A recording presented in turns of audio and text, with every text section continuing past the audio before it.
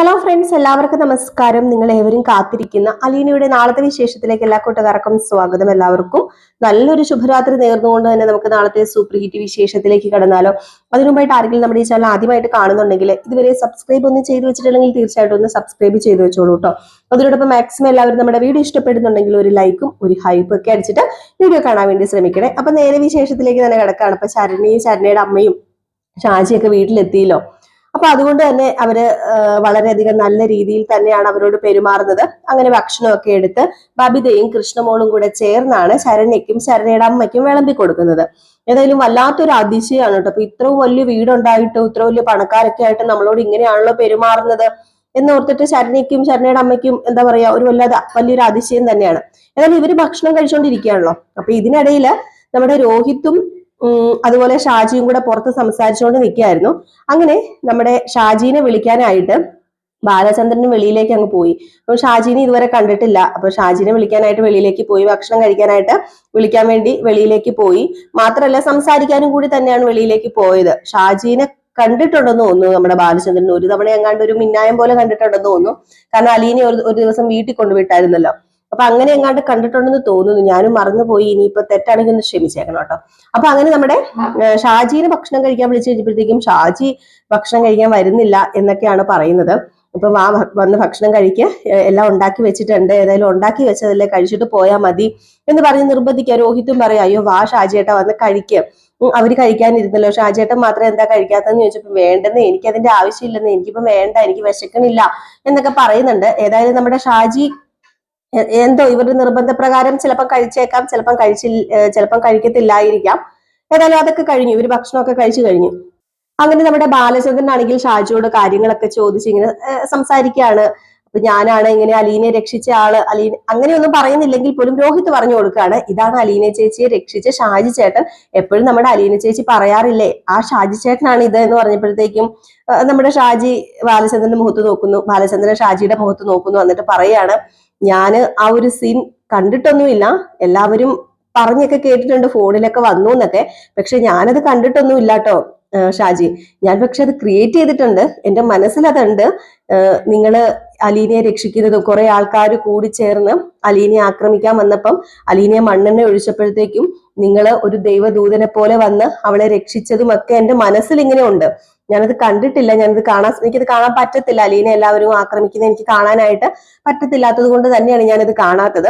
അത് മൊബൈലിലൊക്കെ ഇപ്പം അതുണ്ട്, പക്ഷെ ഞാനത് കണ്ടിട്ടില്ല. പക്ഷെ എന്റെ മനസ്സിലുണ്ട് ദൈവദൂതനെ പോലെ നിങ്ങൾ വന്ന് രക്ഷിക്കുന്നത്. അപ്പം രക്ഷകൻ എന്നാണ് കേട്ടോ നമ്മുടെ ഷാജിയുടെ ഓട്ടോയുടെ പുറകെ എഴുതിയിരിക്കുന്നത്. അപ്പൊ താൻ രക്ഷകൻ തന്നെയാണ്, അലീനയുടെ ജീവിതത്തിൽ ഒരു രക്ഷകൻ തന്നെയാണ്, അലീനയ്ക്ക് രണ്ടാം ജന്മം കൊടുത്തൊരു രക്ഷകനാണ് താന്. തന്നോട് എത്ര നന്ദി പറഞ്ഞാലും തീരത്തില്ല. അലീന ഞങ്ങൾക്ക് അത്രയ്ക്ക് പ്രിയപ്പെട്ടതാണ്. അലീന ഈ വീട്ടിൽ ആരാണ് എന്താണെന്നൊക്കെ നിങ്ങൾക്ക് അറിയായിരിക്കുമല്ലോ. പക്ഷെ ആരൊക്കെ എന്തൊക്കെ പറഞ്ഞാലും അലീന ഇവിടെ ഞങ്ങൾക്ക് ഏറ്റവും പ്രിയപ്പെട്ടവള് തന്നെയാണ്. അവൾ ഇവിടെ ഒരു സെർവന്റ് ആയിട്ടോ ഒരു ഹോം നേഴ്സ് ആയിട്ടോ ഒന്നും അല്ല, അവൾ എന്റെ സ്വന്തം മോളായിട്ടാണ് ഞാൻ കരുതിയിരിക്കുന്നത്. അതുകൊണ്ട് അലീനയെ രക്ഷിച്ച തന്നെ കാണണം, തന്നോടൊരു നന്ദി പറയണം എന്നൊക്കെ എനിക്ക് ഉണ്ടായിരുന്നു. ഏതായാലും വന്നല്ലോ, ഒരുപാട് നന്ദിയുണ്ട്, എന്റെ മോളെ രക്ഷിച്ചല്ലോ, ഒരുപാട് നന്ദിയുണ്ട്. എനിക്കും ഉണ്ട് 2 പെൺമക്കള്. ഇപ്പം എന്തേ എനിക്കൊരു 4 പെൺമക്കളുണ്ട്. ഞാൻ രേവതീനെയും എന്റെ മോളായിട്ട് തന്നെയാണ് കൂട്ടിയിരിക്കുന്നത്. ആൾക്കാർ പറയുന്ന ഒന്നും അല്ല വാസ്തവം. ഷാജി മനസ്സിലാക്കണം, ഒരിക്കലും ഞങ്ങള് രോഹിത്തിനെ രക്ഷിക്കാനായിട്ട് ഒന്നും ചെയ്തിട്ടില്ല. അവനെ രക്ഷിക്കാനായിട്ട് ഞാൻ എവിടെയും പോയിട്ടില്ല, പണം ഇറക്കിയിട്ടില്ല, ഒന്നും ചെയ്തിട്ടില്ല. അലീനയും അവൾ ഈ വീട്ടിൽ നിൽക്കുന്നതാണല്ലോ, എന്നാ പിന്നെ രോഹിത്തിനെ രക്ഷിച്ചേക്കാം എന്ന് കരുതി അലീനയും ഒന്നും ചെയ്തിട്ടില്ല. ദൈവം കണ്ടുവെല്ലാം, അത്രമാത്രമേ ഞങ്ങൾ കരുതുന്നുള്ളൂ. അവൻ തെറ്റ് ചെയ്തിട്ടില്ല എന്ന് പൂർണ്ണമായിട്ട് ഞാൻ പറയുന്നില്ല ഷാജി, പക്ഷെ എന്റെ മകൻ ഒരിക്കലും അങ്ങനെ ചെയ്യില്ല. ഒരു പെൺകുട്ടിയെ, അല്ലെങ്കിൽ അവന്റെ പെങ്ങടെ സ്ഥാനത്ത് കാണേണ്ട പെൺകുട്ടിയെ അവൻ ഒരിക്കലും അങ്ങനെ കാണില്ല എന്ന് എനിക്കറിയാം. പക്ഷെ ആ ഒരു ദുർബല നിമിഷത്തിൽ, അല്ലെങ്കിൽ എല്ലാവരുടെയും കൂടെ കൂട്ടുകൂടി ചേർന്ന് അവൻ എന്തൊക്കെയോ കാട്ടിക്കൂട്ടാൻ തുടങ്ങി. പക്ഷെ എന്നിട്ടും അവന്റെ മനസ്സ് അതിന് അനുവദിച്ചില്ലല്ലോ. ഞാൻ എന്റെ മോനെ പുകഴ്ത്തി പറയുന്നൊന്നുമല്ല, അവൻ അങ്ങനെ ചെയ്യില്ല. ബാലചന്ദ്രന്റെ മകനെ ഒരിക്കലും അവന് ചെയ്യില്ല. അവന് അമ്മേനെയും പെങ്ങളെയൊക്കെ തിരിച്ചറിയാവുന്ന കൂട്ടത്തിലുള്ളതാന്നൊക്കെ ഇങ്ങനെ പറയാണ്.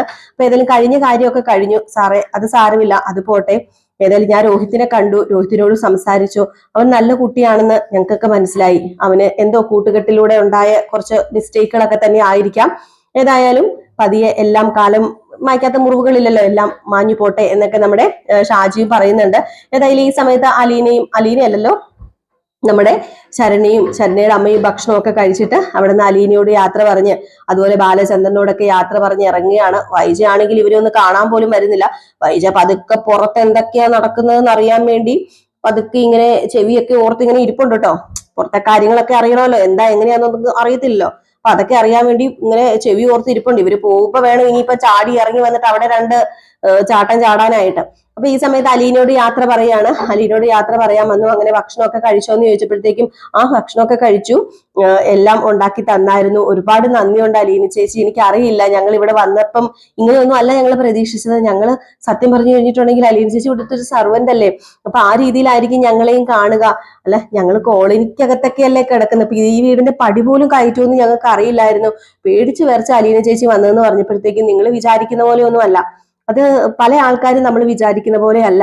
പണമുള്ളവർ പണമില്ലാത്തവനെ ചവിട്ടി താത്തോന്നോ അങ്ങനെയൊന്നുമില്ല. നല്ല മനസ്സുള്ളവരും ഉണ്ട്. ആ നല്ല മനസ്സുള്ള കൂട്ടത്തിലുള്ള ഒരാളാണ് ഇവിടെ നെടുമ്പുരയ്ക്കൽ വീട്ടിലെ ബാലചന്ദ്രൻ. അത് എനിക്ക് മനസ്സിലായതാണ്. മോൾ എന്തുകൊണ്ടും പേടിക്കേണ്ട, എന്തുണ്ടെങ്കിലും അലീന ചേച്ചിയോട് അല്ലെങ്കിൽ ബാലചന്ദ്രൻ സാറിനോട് പറയണം, അച്ഛനോട് പറയണം. മോളുടെ എന്ത് പ്രയാസത്തിലും മോൾക്ക് എന്ത് ആവശ്യം ഉണ്ടെങ്കിലും അത് അച്ഛൻ നിറവേറ്റി തരും, അതെനിക്ക് ഉറപ്പാണ്. കാരണം കഴിഞ്ഞ ഒരു ദിവസം ഞാൻ മോളെ പഠിപ്പിക്കുന്ന കാര്യമൊക്കെ പറഞ്ഞു കഴിഞ്ഞപ്പോഴത്തേക്കും എന്നോട് തന്നെ ഇങ്ങോട്ട് ആവശ്യപ്പെട്ടതാണ്. അവളെ പഠിപ്പിച്ച് അവളെ ഒരു ഡോക്ടർ ആകുന്നത് നമുക്ക് അഭിമാനമല്ലേ എന്നാണ് എൻ്റെ അച്ഛൻ എന്നോട് പറഞ്ഞത്. അപ്പൊ അതുകൊണ്ട് അതൊക്കെ സെറ്റാക്കും, അത് ഉറപ്പാണ്. അതുകൊണ്ട് പേടിക്കൊന്നും വേണ്ട. ഇടയ്ക്ക് ഞാൻ അങ്ങോട്ടേക്ക് വന്നേക്കാം, എന്റെ പനിയൊക്കെ കുറഞ്ഞു കഴിയുമ്പോഴത്തേക്കും ഞാൻ ശരണ്യനെ കാണാനായിട്ട് വന്നേക്കാം.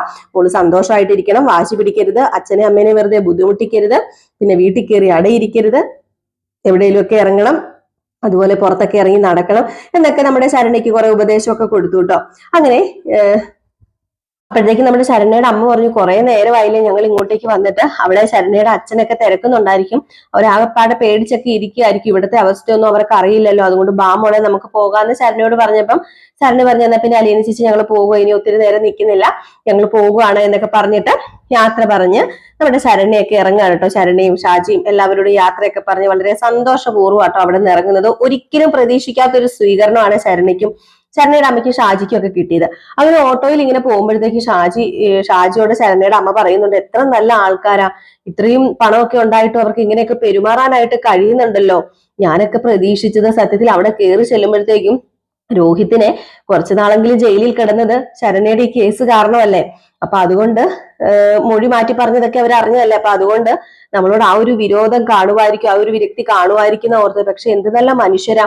മാത്രമല്ല അലീന എന്ന് പറയുന്ന കുട്ടീനെ അവർ എന്ത് പൊന്നുപോലെയാ നോക്കണത്, അവള് വേലക്കാരിയാണെന്ന് പറയുവോ എന്നൊക്കെ പറഞ്ഞപ്പോഴത്തേക്കും നമ്മുടെ ഷാജി പറയുന്നുണ്ട് കേട്ടോ, വേറൊന്നുമല്ല പറയുന്നത്, അവളെ കണ്ടാലും ഒരു വേലക്കാരിയാണെന്നൊന്നും പറയത്തില്ലല്ലോ, ചിലപ്പോ അതുകൊണ്ടായിരിക്കാന്ന് പറയുമ്പോഴത്തേക്ക് ശരണ്യ പറഞ്ഞു, പിന്നെ അങ്ങനെയൊന്നുമല്ല, അലീന ചേച്ചിയുടെ സ്വഭാവം കൊണ്ട് തന്നെ, അലീന ചേച്ചിയുടെ സ്വഭാവം അറിയത്തില്ല ഷാജിയേട്ടനെന്ന് പറഞ്ഞപ്പോ അതൊക്കെ എനിക്കറിയാം, അവള് ആ വീട്ടിൽ നിന്നുകൊണ്ട് തന്നെ വേല ചെയ്തിട്ടാണെങ്കിലും കുറെ അനാഥാലയങ്ങളിൽ കൊണ്ടുപോയി അരി കൊടുക്കുകയും സാധനങ്ങൾ കൊടുക്കുകയും ഒക്കെ ചെയ്യുന്നുണ്ട്, നല്ല മനസ്സുള്ള പെങ്കൊച്ചൊക്കെ തന്നെയാണ്.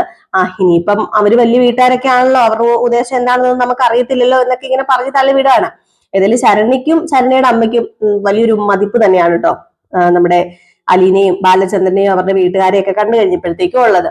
അപ്പൊ അങ്ങനെ നമ്മുടെ ശരണ്യയും ശരണ്യയുടെ അമ്മയും കൂടെ വീട്ടിൽ തിരിച്ചെത്തി കഴിഞ്ഞപ്പോഴത്തേക്കും ഉണ്ടല്ലോ, ഇവര് താമസിച്ചല്ലോ, അപ്പൊ സ്വാഭാവികമായിട്ടും കാണാൻ പോയി പെട്ടെന്ന് വരുവല്ലേ ചെയ്യുന്നത്. ഇപ്പൊ ഇവര് ഉച്ചയ്ക്ക് ചോറൊക്കെ ഉണ്ട് എത്തിയപ്പോ വൈകിട്ടൊക്കെ ആയല്ലോ, അപ്പൊ അതുകൊണ്ട് തന്നെ അവിടെ ചെന്നപ്പോഴത്തേക്കും ഗോപുവും നമ്മുടെ ശരണ്യയുടെ അച്ഛനും ഒക്കെ ചേർന്ന് ചോദിച്ചു, എന്താ എവിടെയാ ഇത്ര നേരം എവിടെ പോയി കിടക്കുകയായിരുന്നു, കുറെ നേരം ആയില്ലോ ഇവിടുന്ന് പോയിട്ട്, പോയണോ സ്വർഗലോകമാണോ എന്നൊക്കെ ഉള്ള രീതിയിൽ ചോദിച്ചപ്പോഴത്തേക്കും നമ്മുടെ ശരണ്യയുടെ അമ്മ പറഞ്ഞു, അത് പിന്നെ നമ്മൾ വിചാരിച്ച പോലെ ഒന്നും അല്ല ചേട്ടാ, അവിടെ പോയപ്പോഴത്തേക്കും അവർ നമ്മളോട് പെരുമാറിയത് എന്ത് സ്നേഹമുള്ള മനുഷ്യരാണെന്ന് അറിയാമോ.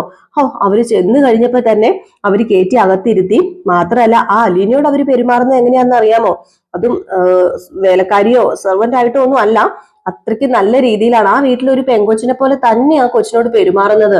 ആ കൊച്ചിനെ നോക്കുന്നത് ആ വീട്ടിലെ 3 പിള്ളേരും കൂടെ ചേർന്ന് ഒരുമിച്ച അവിടെ ആ വീട്ടിലെ സർവ്വ പണിയും ചെയ്ത് വെച്ചുണ്ടാക്കിയൊക്കെ കൊടുക്കുന്നതും വെറുക്കുന്നതൊക്കെ ആ 3 പിള്ളേരും ചേർന്നാന്നൊക്കെ പറഞ്ഞപ്പോഴത്തേക്കും നമ്മുടെ ഗോപു ആണെങ്കിൽ പിന്നെ അതിനിപ്പോ എന്താ വലിയ കാര്യം ഇരിക്കുന്നത്, അവര് അതും ഇതും ഒക്കെ പറയും, അവരുടെ വാക്കിലൊക്കെ വീണ് കഴിഞ്ഞിട്ടുണ്ടെങ്കിലേ ശരിയാകത്തൊന്നുമില്ല, അവര് പണം ഉള്ളത് കൊണ്ട് അവർ അതും ഇതും ഒക്കെ പറയുമായിരിക്കും എന്ന് പറഞ്ഞപ്പോഴത്തേക്കും ശരണ്യ പറഞ്ഞു, അല്ല അവർ അതും ഇതും പറയുന്ന ഒന്നുമല്ല, അലീന ചേച്ചി ആ വീട്ടിൽ നിൽക്കണം എന്നുണ്ടെങ്കിൽ അവരെല്ലാരും അലീന ചേച്ചിനെ നോക്കണം എന്നുണ്ടെങ്കിൽ അലീന ചേച്ചിക്ക് ഒരു ഇതുണ്ടല്ലോ, മനസ്സുണ്ടല്ലോ. അലീന ചേച്ചിക്ക് ആ വീട്ടിൽ നിൽക്കാൻ വന്ന മനസ്സ് തന്നെ അത് തന്നെയാ.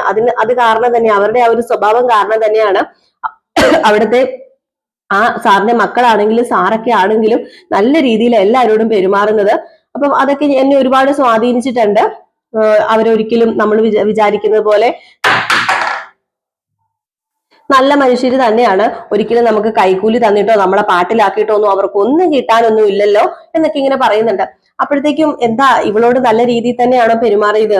ആ കൊച്ചവിടെ ഉണ്ടായിരുന്നോ? ആ ചെക്കൻ അവിടെ ഉണ്ടായിരുന്നോ എന്നിങ്ങനെ ശരണയുടെ അച്ഛൻ ചോദിച്ചു കഴിഞ്ഞപ്പോഴത്തേക്കും ഉണ്ടായിരുന്നു, അവൻ അവിടെ ഉണ്ടായിരുന്നു. ആ ചെറുക്കൻ്റെയൊക്കെ സ്വഭാവം എന്ത് നല്ല സ്വഭാവമാ.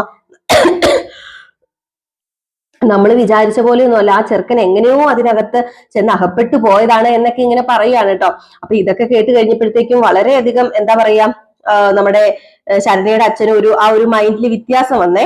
അവരെ കുറിച്ച് പറഞ്ഞപ്പോഴത്തേക്കും ആദ്യമൊന്നും ഇഷ്ടമല്ലായിരുന്നല്ലോ അങ്ങോട്ടേക്ക് പോകുന്നത്. അപ്പൊ ഇതൊക്കെ കേട്ട് കഴിഞ്ഞപ്പോഴത്തേക്കും നല്ല മനുഷ്യരാണല്ലോ എന്നൊക്കെ ഓർത്ത് ആ ഒരു മൈൻഡിൽ ഒരു വ്യത്യാസം വരുന്നുണ്ട്. പിന്നെ ശരണയ്ക്കല്ല അലീനയ്ക്ക് എങ്ങനെയുണ്ട്, ആ പെങ്കൊച്ചിന് എങ്ങനെയുണ്ട്, പനിയൊക്കെ കുറഞ്ഞോ എന്നൊക്കെ ഇങ്ങനെ വിശേഷമൊക്കെ തിരക്കുന്നുണ്ട്. അപ്പൊ ഇത് കഴിഞ്ഞ് പിന്നെ കാണിക്കുന്ന സീൻ എന്ന് പറഞ്ഞു കഴിഞ്ഞിട്ടുണ്ടെങ്കിൽ നമ്മുടെ ബബിത എന്തോ കൊടുക്കാനായിട്ട് വൈജയുടെ റൂമിലേക്ക് കയറി ചെന്നപ്പോഴത്തേക്കും വന്നിട്ട് പോയോ, അല്ല ഇങ്ങോട്ട് ആരും കെട്ടിയിരുന്നല്ലായിരുന്നല്ലോ. എന്നിട്ട് അവര് വന്നിട്ട് എന്തായി, അവര് വന്നിട്ട് വെച്ച വിളമ്പി കൊടുത്തോ നിങ്ങളെന്ന് ചോദിച്ചപ്പോഴത്തേക്കും വെച്ച് വിളമ്പി കൊടുത്തു. അവര് വന്നപ്പോഴത്തേക്കും ചോറും കറിയൊക്കെ ഉണ്ടാക്കി കൊടുത്തു. അതിനിപ്പോ എന്താ അമ്മേ? പിന്നെ എന്നാ സൂക്കേടാന്ന് അറിഞ്ഞില്ലല്ലോ, കണ്ട കോളനി കിടക്കുന്ന വിളമാരെയൊക്കെ പിടിച്ചിട്ട് വീട്ടിനകത്ത് കൊണ്ടുപോയി കയറ്റാനായിട്ട്. നാണമില്ലേടി നിനക്കൊന്നും സംസ്കാരം ഇല്ലേടി എന്നൊക്കെ ചോദിക്കുകയാണ്. അപ്പോഴത്തേക്കും പതുക്കെ പുറത്തോണ്ട് ഭവിത പറഞ്ഞു, ഞങ്ങളുടെ സംസ്കാരം ഞങ്ങൾ ചെയ്തത്, അമ്മയുടെ സംസ്കാരത്തിന് ചിലപ്പോ അതൊന്നും ചെയ്യത്തില്ലായിരിക്കും എന്ന് പറഞ്ഞപ്പോഴത്തേക്കും എന്താടി നീ പുറപുറുക്കുന്നത്? കൃഷ്ണമോളെ പോലെ നീയും പുറപുറുക്കാൻ വേണ്ടി തുടങ്ങിയല്ലേ? എനിക്കറിയാം, അച്ഛന്റെ കൂടെ ചേർന്നും ആ കെട്ടവളുടെ കൂടെ ചേർന്നും ഇപ്പൊ ഇച്ചിരി പുറപുറുക്കലൊക്കെ കൂടുതലാ. നിങ്ങൾ തന്നെ നിങ്ങൾക്കുള്ള കുഴി വെട്ടിക്കോ, ലാസ്റ്റേ അവളെല്ലാം കൊണ്ട് അങ്ങ് പൊക്കോളും. അച്ഛനെയും സ്വത്തും മണവും ഒക്കെ കൊണ്ട് പോകുമ്പം ലാസ്റ്റ് ഈ തള്ളയോ ഉണ്ടാവുള്ളൂ എന്ന് നിങ്ങൾ ഓർത്തോണം എന്നൊക്കെ ഇങ്ങനെ പറയുന്നുണ്ട്. അപ്പൊ അമ്മ എന്തെങ്കിലും വിചാരിക്കും. അമ്മയോട് വായടിച്ചോണ്ട് നിന്ന് കഴിഞ്ഞിട്ടുണ്ടെങ്കിൽ ശരിയാവത്തില്ല, അമ്മയോട് പറഞ്ഞു കഴിഞ്ഞിട്ടുണ്ടെങ്കിൽ ശരിയാവത്തില്ല. വെറുതെ പോയി ഞങ്ങളുടെ പറയുന്നത്, എന്തിനാ വെറുതെ അമ്മയോട് തർക്കിക്കാൻ നിൽക്കുന്നത്? ആ സമയമുണ്ട് അലീന ചേച്ചിക്ക് വല്ലതും ചെയ്തു കൊടുക്കാന്ന് പറഞ്ഞുകൊണ്ട് നമ്മുടെ ബബിത ഇറങ്ങി പോവാണ് കേട്ടോ. ഏതായാലും ഈ സമയത്ത് നമ്മുടെ ബബിതയും കൃഷ്ണമോളും വന്ന് അലീനയുടെ അടുത്ത് വന്ന് സംസാരിക്കുന്നൊക്കെ ഉണ്ട് കേട്ടോ. ഏതായാലും ശരണി ചേച്ചി കൊള്ളാം, സൂപ്പറാണ്. ശരണി ചേച്ചി ഇങ്ങനെ അത്രയ്ക്ക് നന്നായിട്ട് നോക്കുന്നതൊക്കെ കൊണ്ടാണല്ലോ. ശരണി ചേച്ചി എന്നല്ല കേട്ടോ, സോറി, കൃഷ്ണമോള് ചേച്ചി എന്ന് വിളിക്കും, ബബിത ചേച്ചി എന്ന് വിളിക്കത്തില്ലല്ലോ അല്ലെ. അപ്പം കൃഷ്ണമോളായിരിക്കും പറയുന്നത്. നന്നായിട്ട് നോക്കുന്നത് കൊണ്ട് ചേച്ചിയുടെ ആ ഒരു ഇതും കൊണ്ടാണല്ലോ അവർ ഇങ്ങോട്ടേക്ക് വന്നത്. പാവം പെങ്കൊച്ചാണ് കേട്ടോ, അവളൊരു പാവം, അവളെ കണ്ടാൽ അറിയാം. ഇനിയിപ്പൊ അങ്ങോട്ടേക്ക് പോകുമ്പോൾ ഞങ്ങളെയും കൂട്ടിക്കൊണ്ട് പോകണം കേട്ടോ എന്നൊക്കെ പറയുമ്പോഴത്തേക്കും പാവമാണോ? അല്ല അവരെക്കാളും പാവമാണ് നിങ്ങളെന്നാ എനിക്ക് തോന്നുന്നത്. ഇപ്പൊ ഇവിടെ ഏറ്റവും പാവം ബബിതയാന്നൊക്കെ പറഞ്ഞ് ബബിതനെ ചുമ്മാ കളിയാക്കുന്നൊക്കെ ഉണ്ട്. അപ്പൊ അങ്ങനെയൊക്കെ കുറച്ച് സീനൊക്കെ കാണിക്കുന്നുണ്ട്. അപ്പൊ ഇതിനിടയിൽ നമ്മുടെ ബാലചന്ദ്രൻ ആണെങ്കിലും അലീനയോട് ശരണയെ കുറിച്ചും ശരണയുടെ വീട്ടുകാരെ കുറിച്ചും ചോദിച്ചിട്ട് ഇനിയിപ്പം ആ പെങ്കൊച്ചിനെ പഠിപ്പിക്കാൻ അയക്കണമെന്നും അതിനെ അങ്ങനെ വീട്ടിലിരുത്തരുത് എന്നും നല്ലൊരു കോഴ്സ് എടുത്ത് തന്നെ പഠിപ്പിക്കണമെന്നും അവൾക്ക് എന്താണോ ആകാൻ ആഗ്രഹം അത് നമുക്ക് അവളെ ആക്കാമെന്നും ഒക്കെ ഇങ്ങനെ പറയുന്നുണ്ട്. ഏതായാലും ഇനി ഇങ്ങനെ ഇരുന്നാ പോരാ, നീ അവരെ പോയി കണ്ട് അവരോട് ഈ വക കാര്യങ്ങളൊക്കെ സംസാരിക്കണം. ഞാൻ സംസാരിച്ചു കഴിഞ്ഞാൽ ശരിയാവത്തില്ല. എനിക്കിപ്പോ സംസാരിച്ചു കഴിഞ്ഞിട്ടുണ്ടെങ്കിൽ ചിലപ്പോൾ രോഹിത്തിനെ രക്ഷിച്ചത് കൊണ്ടായിരിക്കാം എന്നൊക്കെ ചിലപ്പോൾ തോന്നിയേക്കാം. അതുകൊണ്ട് ഞാൻ സംസാരിച്ചാൽ ശരിയാകത്തില്ലെന്ന് പറയുന്നുണ്ട്. അപ്പൊ ഇനി വരാൻ പോകുന്നത് രേവതിയും ഗ്രേസി മാമച്ചനുമാണ്. അങ്ങനെ രേവതിയും ഗ്രേസി മാമച്ചനും കൂടെ അവിടെ നിന്ന് ഇറങ്ങുകയാണ് കേട്ടോ നമ്മുടെ അലീനയെ കാണാനായിട്ട്. ഏതായാലും നാളത്തെ എപ്പിസോഡിൽ അവർ വരുമായിരിക്കും, നമുക്ക് കാത്തിരുന്ന് തന്നെ കാണാം. ഏതായാലും അലീനയ്ക്ക് എല്ലാവരും ഇപ്പം വരുന്നത് വളരെയധികം സന്തോഷം ഉണ്ടാക്കുന്ന കാര്യമാണ്. കാരണം ഈ ഒരു അവസരത്തിൽ ഇങ്ങനെ വയ്യാണ്ടൊക്കെ കിടക്കുമ്പോഴാണല്ലോ നമ്മുടെ അലീനയ്ക്ക് ആൾക്കാരൊക്കെ ഉണ്ട് എന്നൊരു തോന്നലൊക്കെ അലീനയ്ക്ക് തന്നെ ഉണ്ടായി പോവുകയാണ്. അപ്പൊ എല്ലാവരും കാത്തിരിക്കുക അടുത്ത വിശേഷത്തിനായിട്ട്. അടുത്ത വിശേഷവുമായിട്ട് വരാം. അതുവരെ എല്ലാവർക്കും ടാറ്റ ബൈ ബൈ. ലൈക്ക് ചെയ്യാനും അതുപോലെ തന്നെ ഹൈപ്പ് ചെയ്യാനും മറക്കരുതേ.